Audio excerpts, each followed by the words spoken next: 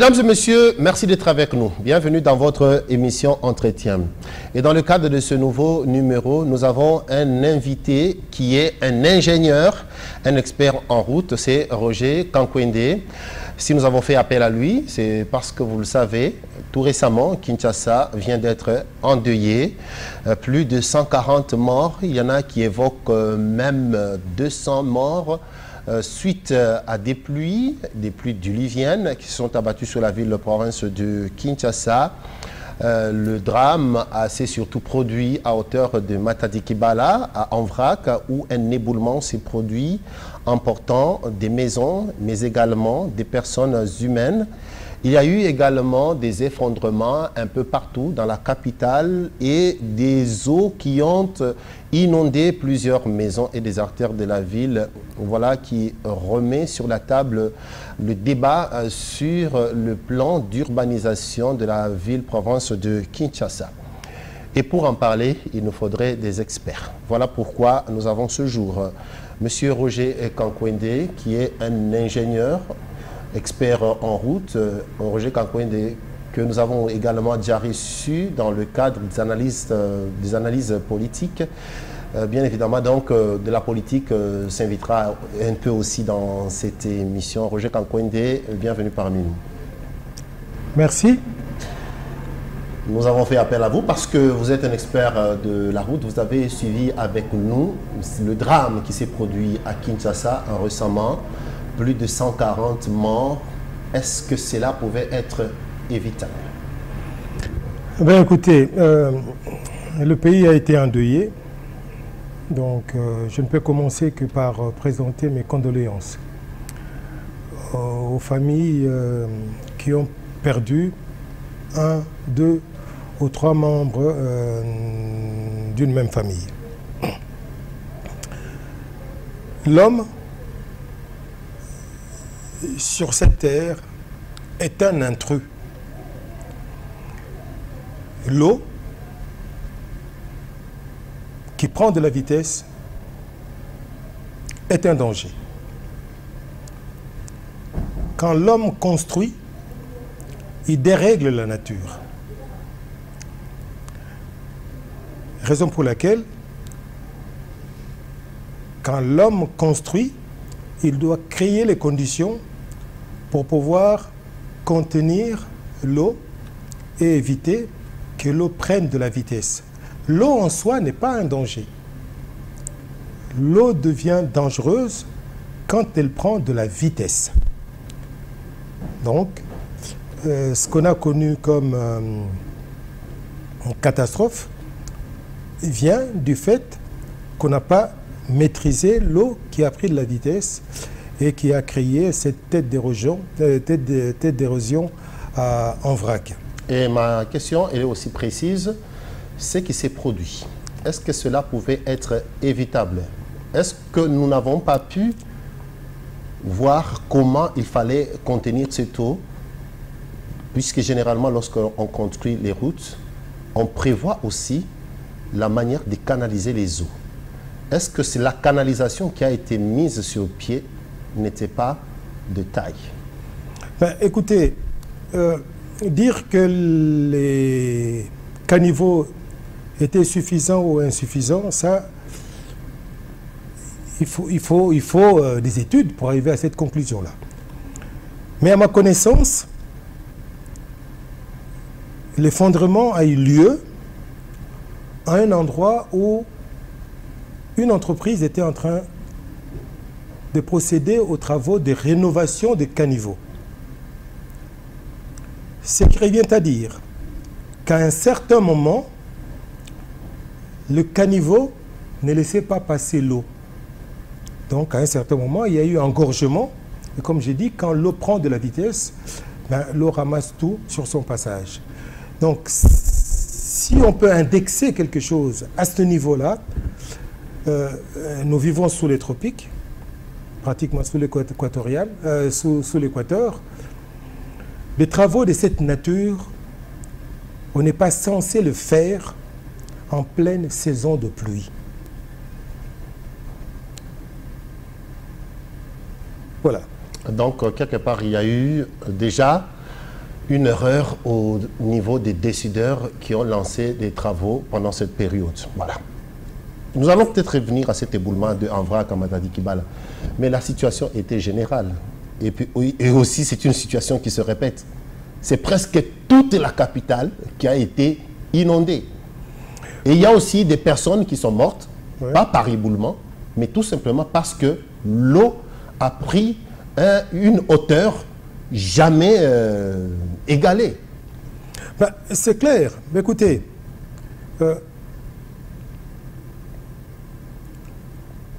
on doit avoir le courage d'admettre. Là, on n'est pas en train de jeter la pierre à qui que ce soit. On est ici dans une forme d'irresponsabilité collective. Quand nous construisons sur des caniveaux, nous empêchons l'évacuation des eaux. Quand nous jetons nos détritus dans les caniveaux, nous empêchons à l'eau de circuler. Et puisqu'on parle de construction, je crois que quand le président a été visiter la station de la Funa, qui était inondée, j'ai cru entendre que le président a pris la décision qu'on puisse démolir toutes les constructions anarchiques. J'ose espérer que dans l'entendement des gens qui vont mettre en œuvre cette recommandation du président, quoique s'il fallait attendre que le président de la République vienne prendre une telle décision, c'est que dans notre système, il y a quelque chose qui ne fonctionne pas. Roger Kankouende, oui. Vous dites que lorsqu'on construit sur des caniveaux, lorsqu'on jette nos déchets dans les caniveaux, nous empêchons à l'eau de passer. Donc ça peut être l'une des explications des inondations que nous avons vécues et que nous continuons à décrire jusqu'à ce jour. Pas une. C'est à cause de ça. Si c'est à cause de ça, mais pourquoi est-ce que les gens construisent sur des caniveaux? Ben parce que autour de la station de la Funa, ce sont les pauvres. Au-delà de l'incivisme. Pour construire, à ce que je sache, il faudrait un permis de construire. Mais oui. Non, vous savez, hein, le problème de conservateur des titres immobiliers, c'est un sujet qui, à mon sens, est en train de se régler. Parce que Excellence Sakombi va faire voter une loi foncière qui va régler ce problème-là. Parce que jusqu'à ce jour, d'après ce que j'ai compris, les conservateurs des titres immobiliers étaient des irresponsables. C'est-à-dire qu'ils pouvaient signer n'importe quelle décision, on ne pouvait pas les poursuivre. À compter de cette nouvelle loi, ben, ils seront poursuivis. C'est vrai qu'on était dans une zone où celui qui signait était irresponsable. Et beaucoup d'actes qui ont été commis étaient des actes irresponsables. J'ai senti votre langue un peu lourde lorsque je vous ai posé cette question. Comment arrive-t-on à construire sur des caniveaux? Même si on octroie des titres, mais pendant l'exécution des travaux. Pendant l'exécution des travaux? Comment est-ce qu'on peut laisser une personne aller jusqu'au bout? Mais pour laisser quelqu'un, faut-il encore contrôler? Est-ce qu'on contrôle? Mais vous dites que voilà, il y a une loi qu'on est en train de que l'on a proposée, mais il existe tout un tas de dispositions qui peuvent permettre à ce qu'on puisse éviter d'en arriver là. Oui, mais si cela n'est pas appliqué, mais quel crédit donnez-vous alors à une loi qui est encore en gestation? Oui, nous avons un problème de citoyenneté, mais nous avons surtout un problème d'irresponsabilité des autorités. Le boulevard du 30 juin est inondé à chaque grande pluie. Parce que les autorités de ce pays ont profité du moment où ils étaient au pouvoir pour prendre les berges de la rivière Gombe. C'est pour ça que j'en reviens à la décision du président. Quand le président dit à la FUNA qu'il faut détruire les constructions anarchiques, honnêtement, il ne faut pas commencer à la FUNA. Il faut commencer à la Gombe. Parce qu'on fera moins de tort aux gens qui ont illégalement pris le gabarit sur les berges de la rivière Gombe que des pauvres qui vont s'entasser dans des coins malfamés parce qu'ils ne peuvent pas acheter une maison, un lopin de terrain dans un quartier potable. C'est ça aussi gouverner. Arrive un certain moment, on doit prendre des décisions. Kinshasa doit être sauvé par des décisions. Mais ces décisions-là, il faut les prendre. Parce que si vous détruisez les emprises sur la rivière Gombe, vous êtes légitime quand vous allez toucher les gens qui sont à la FUNA. Si vous commencez à la FUNA, ce sera incorrect. Ce sera même injuste. Donc, les constructions qui sont réalisées à des endroits où il ne faudrait pas, commençons d'abord par toucher les autorités. Parce qu'eux, ils ont les moyens de se retourner. Et donc c'est avec raison que lorsqu'il y a inondation, lorsqu'il y a éboulement, que la population pointe du doigt les autorités. Oui, parce que c'est leur boulot. Hein. On n'a jamais demandé à quelqu'un d'être autorité. Hein. Ce sont des volontaires. Souvent on l'oublie. On ne doit pas les remercier.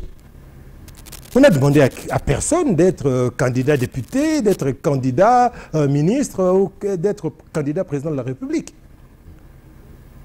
Vous avez parlé peut-être de la décision du président de la République. Il a parlé, oui. Mais reste encore l'exécution de détruire toutes les constructions anarchiques autour de la FUNA pour empêcher d'autres inondations de la station de la... Oui, mais permettre déjà à l'eau de passer. Permettre à l'eau de passer. Ouais. Mais une décision pareille pourrait être exécutée aussi, entraîne aussi plusieurs conséquences. Toutes ces personnes qui ont ces maisons là-bas, il faudrait penser à les reloger. Dans un premier temps, même si ce sont des constructions anarchiques, il faudrait penser déjà à les reloger. D'après vous, en tant qu'ingénieur, quelle est la possibilité la plus urgente à laquelle on peut recourir? Puisque la destruction des constructions anarchiques, pour moi, humainement parlant, il faudrait que ça risque d'être à long terme. Ben, écoutez, c'est ça le problème des pays pauvres. Nous sommes un pays pauvre. On doit l'admettre pour commencer à réfléchir et comprendre que c'est par le travail qu'on deviendra riche. Nous sommes un pays pauvre. Nous voilà en présence d'un problème qui exige une décision urgente. On ne peut pas la prendre en urgence, cette décision. Parce que nous n'avons pas les moyens de reloger toutes les personnes qui habitent aujourd'hui dans ces zones malfamées. Parce qu'on ne parle pas on ne parle pas de logements high-tech, hein? On parle des taudis. Et aujourd'hui, notre budget national ne nous permet pas d'assumer le social. Ce n'est pas la faute du président de la République. C'est une réalité brutale, mais c'est ça. La condition du Congo aujourd'hui, avec même 11 milliards ou même 15 milliards, nous ne saurons régler les problèmes de ce genre. Donc, il faut qu'on réfléchisse. Et de manière urgente, qu'est-ce qu'on peut poser comme acte? Écoutez, si je vous réponds, ça sera un peu démagogique. Je dirais n'importe quoi. Il faut que les gens qui sont payés, grassement payés, pour régler les problèmes de Congolais, pour régler les problèmes des Quinois, trouve la solution. Mais entre-temps, la météo aussi ne semble pas très favorable, surtout à cette période de fin d'année. Moi, ce qui me fait rire, hein, c'est que quand on parle de la météo, dans un pays qui a toujours été sous l'équateur, la pluie ne devrait pas être, dans un pays comme le nôtre, comme une inconnue. Puisque nous sommes juste sous l'équateur. Non, notre pays a toujours été ici. Justement. Alors, nous parler de dérèglement climatique, mais c'est de la rigolade. Dans ce pays, on devait avoir aujourd'hui une chaire de météorologie avec des grands spécialistes en géographie, des grands spécialistes, parce que nous vivons sous l'équateur. Nous ne pouvons pas être un pays qui subit les aléas de la pluie. Nous sommes dans l'inconséquence. Roger Kankwende, oui. N'est-ce pas cette pauvreté qui touche la majorité des Congolais, qui mène peut-être à cela, puisque généralement pour qu'il y ait des maisons d'habitation en construction, il faudrait que l'espace soit au préalable loti par l'État. Mais généralement aussi, à certains endroits, surtout les endroits qui ont été les plus touchés par les éboulements et même des effondrements de maisons, ce sont des endroits qui, d'après nos informations, n'ont jamais été lotis par l'État. Oui, parce que l'expansion géographique de Kinshasa en termes d'habitat, au fait, elle s'est fait naturellement. Et l'autorité vient juste derrière avaliser. Parce que nous n'avons pas dans notre culture le souci de l'anticipation. Si vous ne réfléchissez pas à quelque chose à l'avance, quand survient... Vous n'avez pas de moyens de faire ni face. Intellectuel, parce que vous n'y avez jamais pensé, ni financier, parce que bon, là les moyens financiers, ben, on n'en a pas. On n'en a pas. Il faut, dans ce pays, nous devons nous sortir de la tête l'idée selon laquelle nous sommes un pays riche. Parce que quand il survient chez nous des problèmes tout à fait simples, nous sommes souvent dans l'incapacité de faire face. Et ça, c'est la preuve de la pauvreté. Vous parlez de manière tout à fait libre, vous parlez avec votre tête, mais il y a quand même aussi une crainte. Si d'autres plus pareils survenaient, il n'est pas impossible donc, à vous entendre, que nous puissions revivre d'autres drames. Oui, cette question m'a été posée sur Twitter. J'ai répondu très honnêtement, si les mêmes conditions sont réunies, on aura les mêmes drames. Donc, il y a une certaine urgence. Ça ne veut pas dire forcément déloger les gens, mais créer les conditions pour qu'on améliore dans la mesure du possible. Et là, il faut aussi faire appel aux experts. On ne peut pas continuer à croire que dans ce pays, il n'y a que des gens qui courent derrière l'argent. Il y a une expertise dans notre pays. Il y a des gens qui sont prêts à aider leur pays en ne demandant pas un seul centime. Allez voir les bonnes personnes, poser des questions. Ce n'est pas forcément une question d'argent. Vous pensez vraiment que si on avait consulté, on aurait pu recommencer à remblayer le trou de Matadi-Kiba là, sans avoir dévié? C'est justement une question que j'allais vous poser. Vous, vous avez œuvré dans la matière, mais votre carrière, vous l'avez plus passée à l'extérieur du pays. Hein. Vous avez, en Suisse, hein, pendant presque 40 ans. Oui, mais pendant 20 ans, j'étais chef de la division travaux du service des routes de la ville de Lausanne. Ok, pendant 20 ans. Donc. Mais vous êtes revenu au pays après avoir pris votre retraite. Oui. Ce qui s'est passé justement à Anvrak, les travaux remis à zéro, tout simplement parce qu'une nouvelle pluie s'est invitée. Bon, vous qui avez évolué de l'autre côté, bon, vous direz que voilà, vous avez sûrement une explication scientifique que nous voulons entendre. Mais est-ce que vous croyez aussi à la mystique qui a été évoquée? Non. Je vous ai dit tout à l'heure, si les mêmes conditions sont réunies, il y aura éboulement. Même aujourd'hui, c'est-à-dire que vous créez les conditions pour que la quantité d'eau qui était venue revienne, ben, il y aura exactement... C'est physique. Ça n'a rien à voir avec la... Mais ceux qui étaient en train d'entreprendre ces travaux, ce sont aussi des ingénieurs. Ben, écoutez, moi, les gens qui font le travail, ce ne sont pas des ingénieurs. C'est pour ça que moi, je différencie toujours les mains de la tête. Les gens qui étaient en train de réfectionner les caniveaux avaient reçu des instructions. Étaient-ils là-bas avec un mandat en tant qu'entreprise propre ou bien en tant que sous-traitant? Parce qu'un sous-traitant, c'est les mains. C'est quelqu'un qui reçoit l'ordre d'exécuter de quelqu'un d'autre. Ce sujet n'a pas été évoqué parce qu'on ne connaît pas. On ne sait pas cette entreprise. Il y avait des chefs d'équipe chinois. Hein, la main-d'œuvre, bien sûr, c'était nos compatriotes. Et même la manière de faire. Moi, je ne comprends pas qu'on vienne pour réfectionner des caniveaux en commençant d'abord par jeter du camion tout le chargement de briques qui bloquent les caniveaux en attendant qu'on commence à maçonner une brique après l'autre et tout ça. Bah, la pluie, quand la pluie s'invite, elle ne vous dit pas attention, j'arrive dans quelques minutes, dégager les caniveaux. Les gens qui travaillent sur le terrain travaillent sous les ordres de quelqu'un.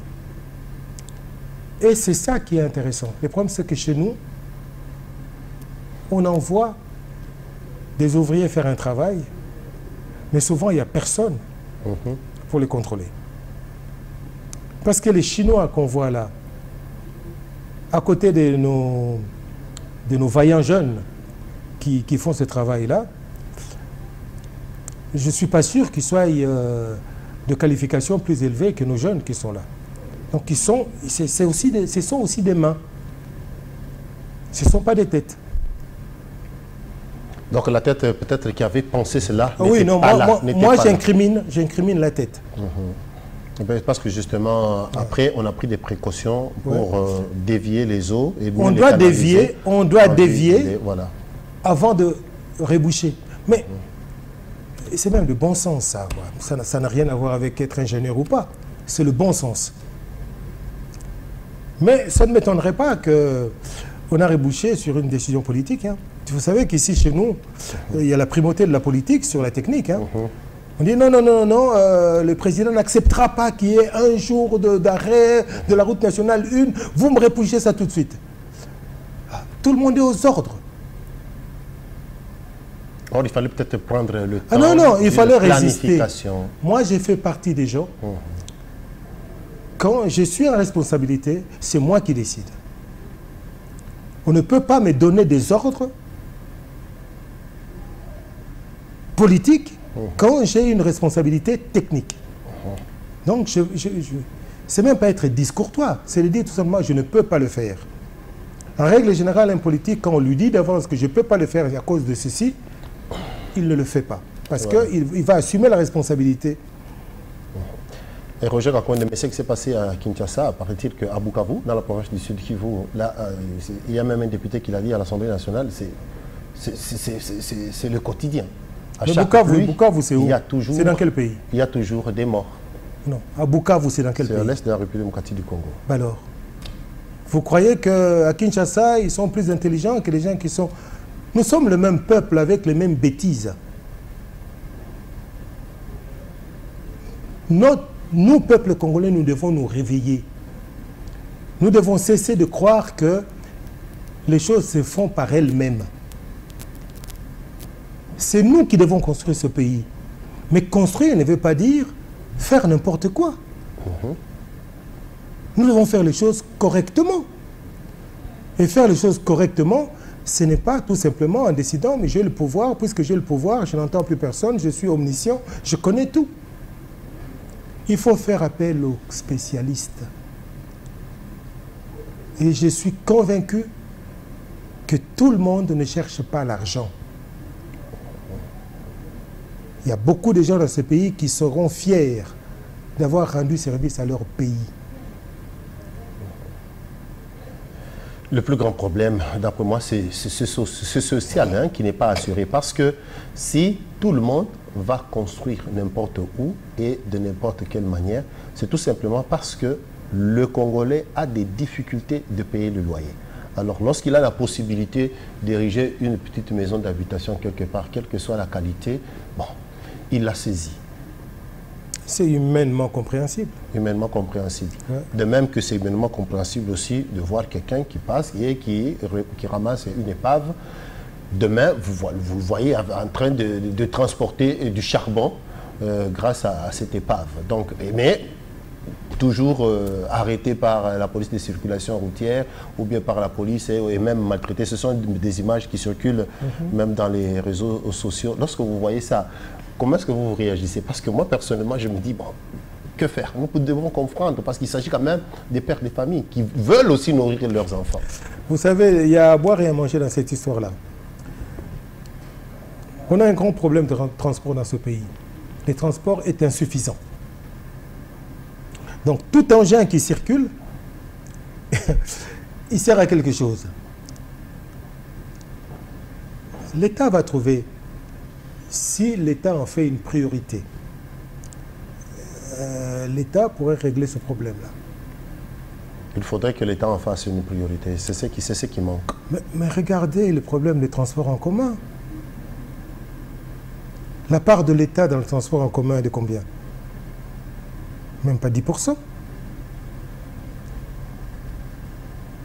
C'est plus les privés hein, qui assurent Ben le oui. transport. Et dans ces privés-là, il y a des gens qui ont des véhicules en bon état et puis d'autres qui ont des mouroirs. Et vous avez le même problème hein, dans le transport fluvial. Hein. Ben, il faut aller une fois au port. C'est horrible. Quand vous voyez certains rafios qui sont au port, qui transportent des gens d'ici à le plus près, ici à Bandundouville, où vous vous demandez est-ce que ces gens vont arriver? Mais les gens n'ont pas le choix. Mais alors que faire? Serez-vous alors de ceux qui disent que bon, finalement, dans ce pays ici, il y a trop à faire, on ne sait pas par où commencer? Mais l'autorité, c'est pour ça que j'ai dit qu'on a demandé à personne de faire de la politique, de devenir autorité. Dès l'instant où il fait le choix de devenir une autorité dans ce pays, il faut qu'il trouve des solutions à ces problèmes-là. On n'est pas là pour les plaindre. Hein. Ils gagnent bien leur vie. Ils sont pas à plaindre. Au contraire, il faut leur mettre la pression. S'ils gagnent bien leur vie, ils doivent faire leur travail. Ah ben oui, tout à fait. Il faut qu'ils ne dorment pas.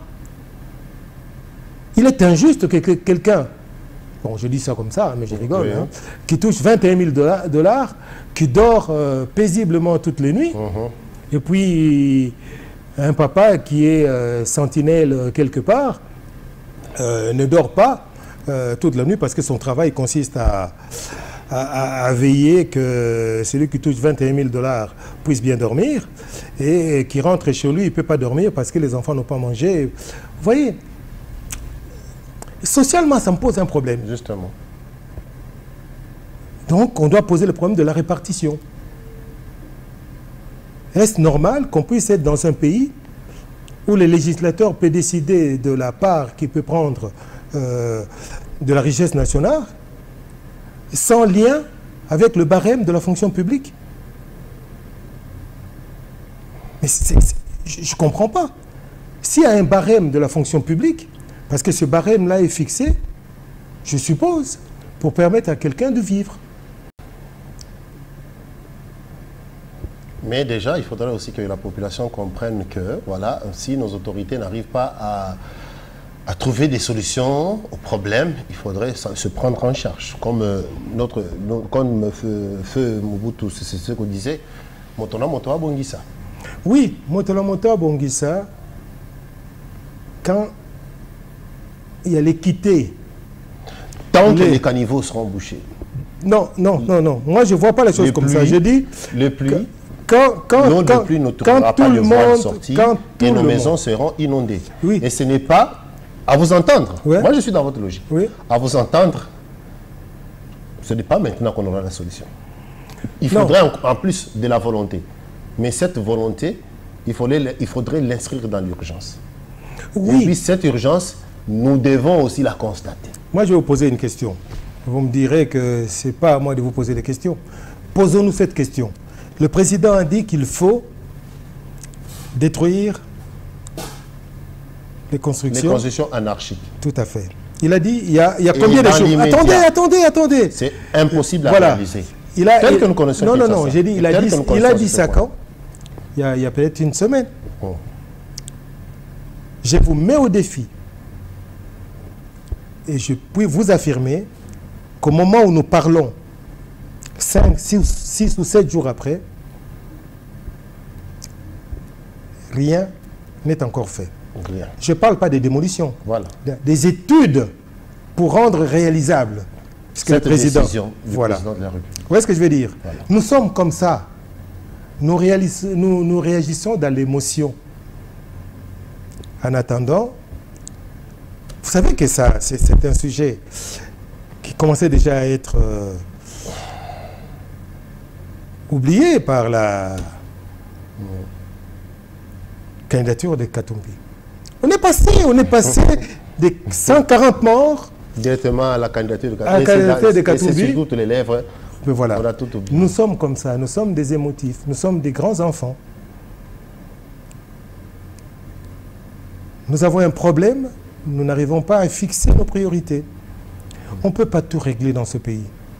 Mais franchement, vous pensez vraiment que dans ce pays, si on avait pris la décision de régler le problème de la famine, on n'aurait pas réussi après 4 ans? Mouzé avait essayé, il avait réussi. Non, c'est pour ça que j'ai dit nous avons un problème dans nos priorités. Quel est ce domaine qu'on peut dire qu'on a réussi totalement à mettre en œuvre et qu'on peut dire aujourd'hui on a fini? Non, mais pourquoi? Parce qu'on veut plaire à tout le monde au même moment. Alors, on fait mais le régime en place évoque par exemple la gratuité de l'enseignement de base. Même si la gratuité de l'enseignement, la gratuité de l'enseignement est une très bonne décision. La combattre, ce serait de la folie. Mais la gratuité de l'enseignement, on ne peut pas dire aujourd'hui que c'est un domaine totalement réalisé. Justement, il y a... Vous voyez ce que je veux dire? Oui, je vous comprends. Pourquoi? Parce qu'on n'a pas mis le paquet. On l'a réalisé jusqu'à présent comme un symbole. Je ne veux pas dire que j'aurais fait autrement, hein, mais je dis tout simplement, avec l'argent que ce pays arrive à mobiliser, la gratuité de l'enseignement est une mission impossible. Ce n'est pas une question de volonté. Je le dis souvent, la bonne volonté n'est pas une compétence. Être de bonne volonté ne vous permet pas de tout faire. Il faudrait aussi avoir les moyens. Il faut avoir les moyens.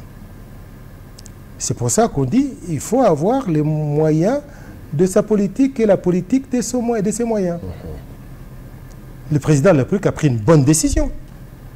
Mais est-ce que cette décision, on pouvait la réaliser? C'est pas facile. Non. Ce n'est donc pas facile de gouverner. On dit que ce n'est pas facile d'être un chef d'État ici au Congo. Oui. Lui, il ne peut pas ne pas dormir. C'est son boulot. Il l'a choisi. Personne n'a choisi d'être pauvre. Entre-temps, toutes les victimes de cette pluie ont été inhumées ce mercredi et des obsèques au niveau national. Et c'était quand même une bonne idée d'organiser ce deuil national. Ben, écoutez, quitte à en tirer peut-être des conséquences. Je vais vous dire une chose. Cette année, on a enterré toutes ces victimes dans une forme de célébration nationale. Mais chaque année, c'est la même chose. Ce qui m'amène à dire qu'apparemment à Kinshasa, on ne fait rien pour que ça ne survienne pas, mais on provisionne quand même de l'argent pour enterrer les gens. Vous voyez ce que je veux dire? Et c'est dommage.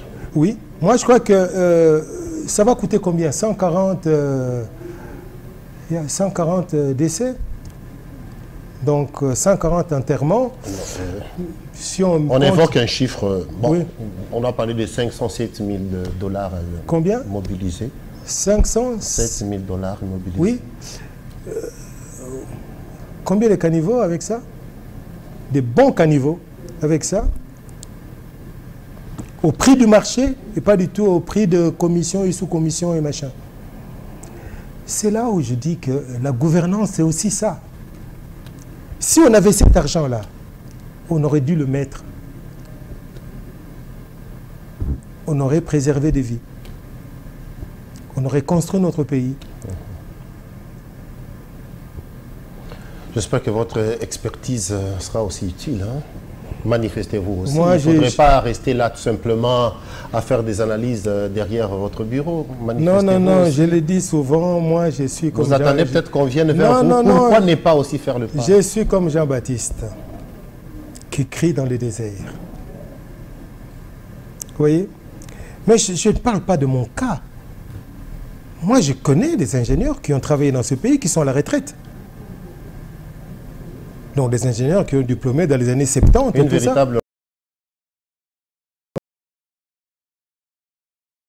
Ces gens-là. Ce n'est pas moi en tant qu'individu. J'ai dit qu'il y a une expertise dans ce pays. Profitez de cette expertise-là. Et ça permettra à nos jeunes de bénéficier des enseignements des gens qui savent ce qu'ils disent et ce qu'ils font. Parmi là aussi les raisons évoquées qui empêchent peut-être le gouvernement de réaliser certains objectifs très utiles, il y a la guerre à l'est de la République démocratique du Congo. Il y a quand même cette bonne nouvelle, cet embargo sur les armes qui a été levé. Pensez-vous que ça peut permettre à la République démocratique du Congo de mettre fin à ce cycle d'activisme des groupes armés? Personnellement, je salue